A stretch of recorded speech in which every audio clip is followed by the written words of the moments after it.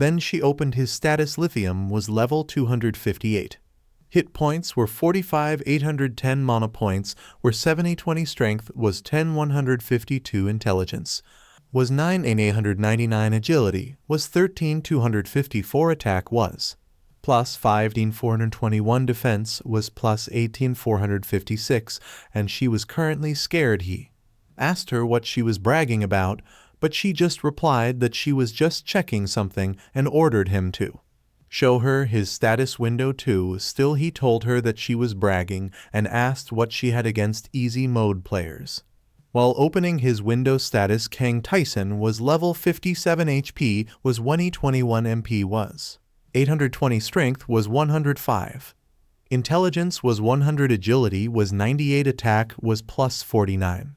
Defense was plus 58, and he was currently in peak condition. She saw it and said that it was disgustingly weak, but she expected it. Making TaeSan asked her if she was picking a fight. She replied that she already told him that she was just checking, and still those stats were pretty good for an easy mode player. The labyrinth is divided into 4 difficulties. As soon as a player clears a labyrinth, all of their growth is halted, leading to a stark difference in strength between difficulties. A hard mode player's stats are easily 10 times greater than TaeSan's, but none of them could even endure one blow from him. She ordered him to stay still for a moment, then she activated her augmentation, which added half of the base attack to the current attack. She also activates her addition, which doubles her attack, and her perfect aim, which made the next attack guaranteed to hit. Then she launches at TaeSan. She knows that the reason behind the skills TaeSan wielded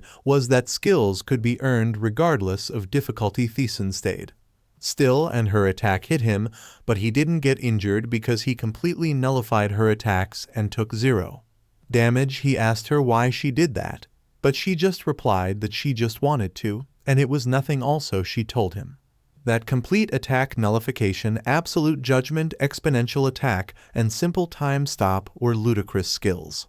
Then she asked him if he had 200 skills, and he replied that he had around 230. She asked him to confirm if he said that they were skills he obtained while playing strategically through the tower, and told him that they should have explored it properly like he did, and they should have tried to become as strong as they could have instead of focusing solely on clearing the labyrinth.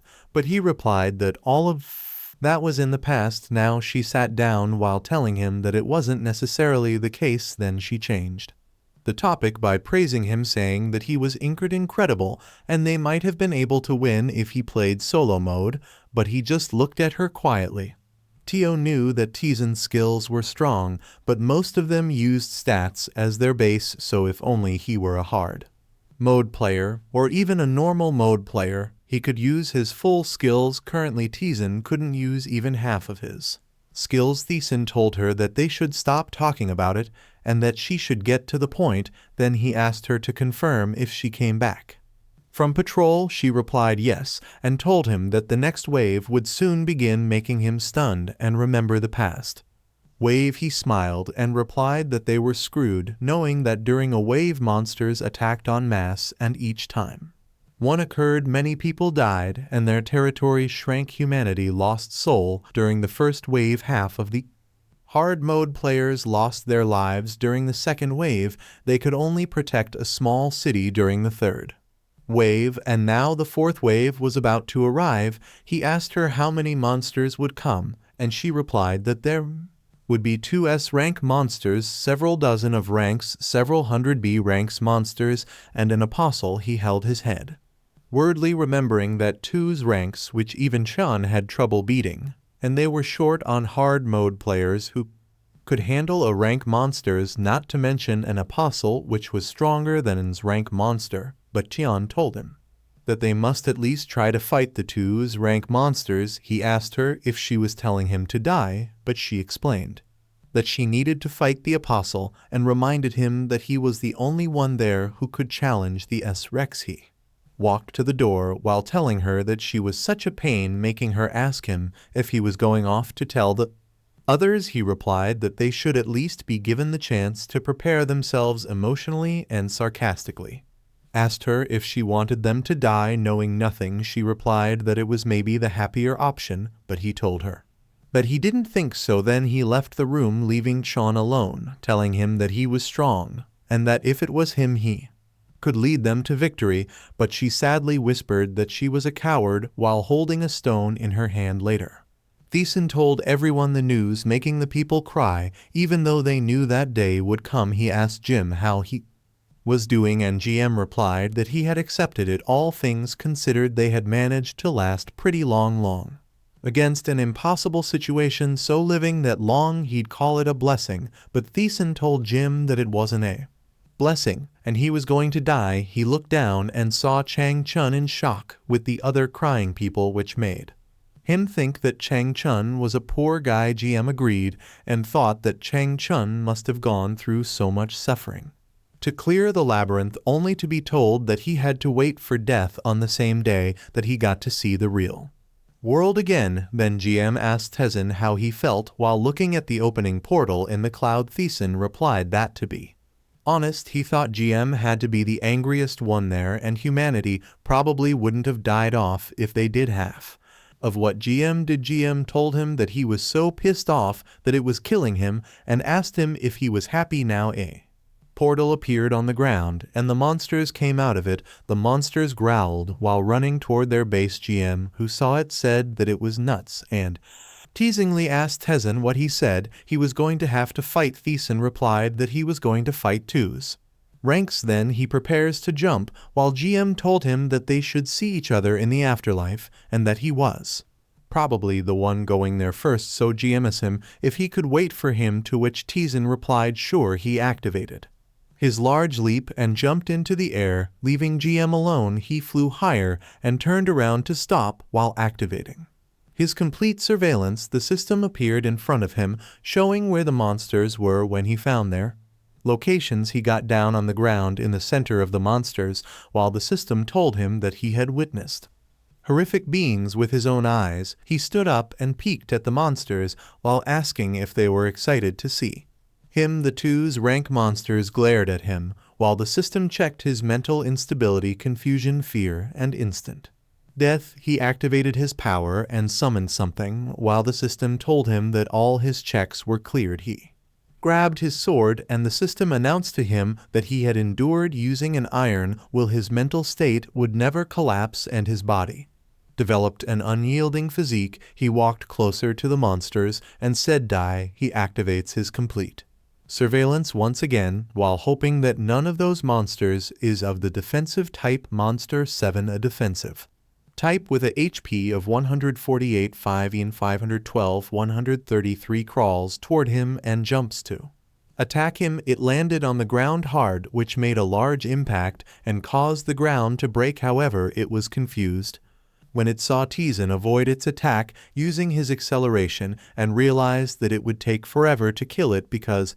it has 148 million health. Then he looks at the other monsters and sees that one of them is named Monster 5, a long-ranged attacking type with 1 in 255, 212 HP, making him think that it is doable. It attacks him, but he knows that he doesn't have an answer for either of the monsters. Monster 5 uses its tentacles to attack him, but he avoids it and cuts off its tentacles multiple times. His attack damage is 42, 38, and 32 to Monster 5, making him notice that his damage is reduced when attacking the tentacles, so he realizes he needs to aim for the head. He jumps to attack its head, but before he can get closer, it releases a powerful attack. Fortunately, he completely nullifies the first attack, taking no damage. He gets down, realizing that the attack shoots in whatever direction the tent vehicles are aiming with no delay. It's almost impossible to dodge after seeing it, which means all he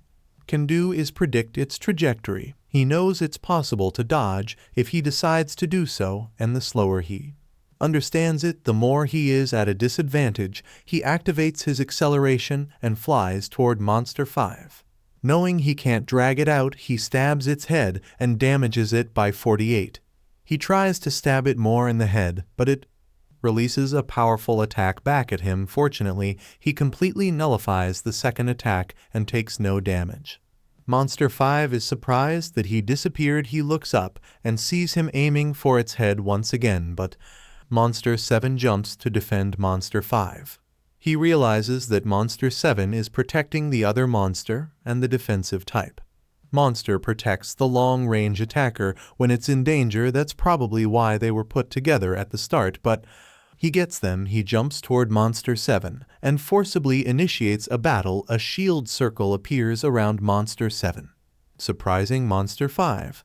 It tries to attack the shield, but it doesn't break. He faces Monster 7 while the system reminds him that for 1 minute only Monster 7 can damage him. He activates his additional skill, knowing it would be easy if Tian were there since she has legendary gear and stats from clearing solo mode. Then he activates his multiplication and absolute judgment skills, knowing that the defensive type can't damage Tio, so she would take care of the long-range attacker first, then slowly kill the defensive one, but he can't do it, and he thinks it doesn't matter if the monster is a defensive or offensive type, because with those stats, one blow will finish him off. He realizes that 9604 attacks are still not enough, so he activates the rest of the designated skills, which cannot be activated again for a month, and he resets multiplication. Then he activates multiplication again and shouts that he should get rid of the monsters with a shitty amount of health. First Monster 7 attacks him,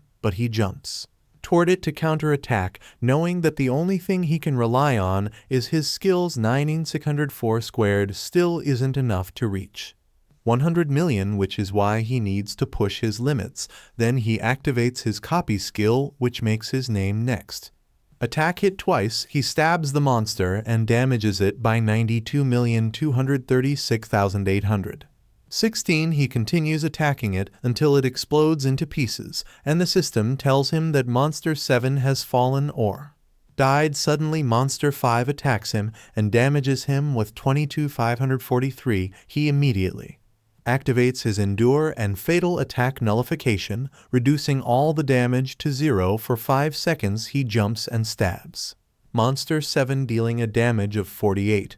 He knows that all of his attack nullifications have been used, and he only has one endurance skill left from now on. It's a simple fight of dodging attacks and repeating, but the problem is that his MP is only 21 out of 820.